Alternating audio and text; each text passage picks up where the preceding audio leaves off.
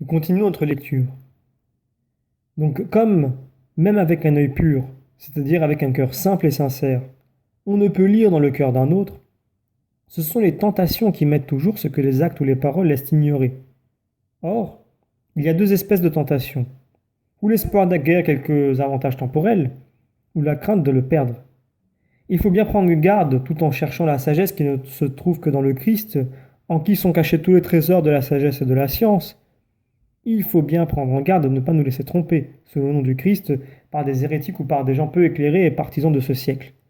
Voilà pourquoi le Seigneur continue et nous dit: Ce ne sont pas tous ceux qui me disent Seigneur, Seigneur, qui entreront dans le royaume des cieux, mais celui qui fait la volonté de mon Père, celui-là entrera dans le royaume des cieux. Par là, nous sommes avertis de ne pas nous imaginer qu'il suffise de dire Seigneur, Seigneur pour être un arbre bon et porter de bons fruits. Les bons fruits consistent à faire la volonté du Père qui est dans les cieux, selon l'exemple que le Seigneur lui-même nous a donné dans sa personne. On pourrait être embarrassé d'arranger ce passage avec cet autre de l'apôtre.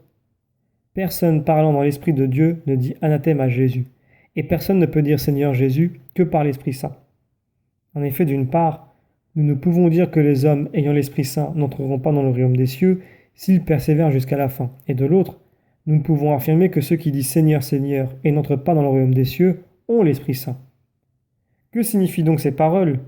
Dire Seigneur Jésus, sinon que, sous ce mot, dire, l'apôtre sous-entend la volonté et l'intelligence de celui qui parle. De son côté, le Seigneur a dit en général, ce ne sont pas tous ceux qui me disent Seigneur, Seigneur qui entreront dans le royaume des cieux. Car celui qui ne veut pas ou ne comprend pas ce qu'il dit a cependant l'air de dire, mais celui-là seul dit réellement, qui exprime sa volonté et sa pensée par le son de sa voix. C'est ainsi que, plus haut, dans l'énumération des fruits du Saint-Esprit, le mot joie est pris dans un sens propre, et non dans celui où l'apôtre l'emploie quand il dit « Elle, la charité, ne se réjouit point de l'iniquité », comme si on pouvait se réjouir de l'iniquité, comme si ce n'était pas là une agitation, un trouble de l'âme, et non la joie que les bons seuls peuvent goûter. Donc on peut avoir l'air de dire, quand on se contente de parler, sans comprendre et sans pratiquer ce qu'on exprime, et c'est en ce sens que le Seigneur dit « Ce ne sont pas tous ceux qui me disent Seigneur, Seigneur qui entreront dans le royaume des cieux ». Mais cela parle véritablement et proprement chez qui la volonté et l'intelligence sont d'abord avec la parole. Et c'est à ce point de vue que l'apôtre a dit « Personne ne peut dire Seigneur Jésus que par l'Esprit Saint ». Un point très important et relatif à ce sujet, c'est donc qu'en cherchant à connaître la vérité, nous ne nous laissions point tromper, non seulement par ceux qui se couvrent du nom du Christ, sans que leur conduite y réponde, mais encore par certains faits et par certains prodiges, comme le Seigneur en a fait en vue des infidèles, tout en nous avertissant de ne pas nous y laisser prendre et de ne pas toujours supposer une sagesse invisible là où nous voyons un miracle visible. C'est pourquoi il ajoute « Beaucoup me diront en ce jour-là, Seigneur, Seigneur, n'est-ce pas en votre nom que nous avons prophétisé, en votre nom que nous avons chassé les démons, et en votre nom que nous avons fait beaucoup de miracles? Et alors je leur dirai, je ne vous ai jamais connu, retirez-vous de moi, ouvriers d'iniquité. Le Seigneur ne reconnaîtra donc que celui qui pratique la justice, car il a défendu même ses disciples de se réjouir de telles choses, par exemple de ce que les démons leur obéissaient. Mais, leur dit-il, réjouissez-vous de ce que vos noms sont écrits dans les cieux. C'est-à-dire, je pense, dans cette cité de la Jérusalem céleste, où régneront seulement les justes et les saints. Ne savez-vous pas, dit l'apôtre, que les injustes ne posséderont pas le royaume des cieux? Mais peut-être quelqu'un dira-t-il que les injustes ne peuvent faire ces miracles visibles et regardera-t-il comme modes, plutôt comme menteurs, ceux qui diront « C'est en votre nom que nous avons prophétisé et chassé les démons et fait beaucoup de miracles. » Qu'ils lisent alors tout ce qu'ont fait les magiciens d'Égypte par opposition à Moïse, le serviteur de Dieu, ou s'il ne le veut pas, par la raison que ces magiciens n'agissaient pas au nom du Christ, qu'ils lisent au moins ce que le Christ lui-même a dit en parlant des faux prophètes. Alors, si quelqu'un vous dit « Voici le Christ », ici ou là, ne le croyez pas, car il s'élèvera de faux Christ et de faux prophètes. Ils feront de grands signes et de prodiges jusqu'à induire en erreur, s'il peut se faire, même les élus. C'est donc un œil pur et simple nécessaire. C'est donc combien un œil pur et simple est nécessaire pour trouver la voie de la sagesse, autour de laquelle les hommes pervers déploient tant d'artifices et d'erreurs.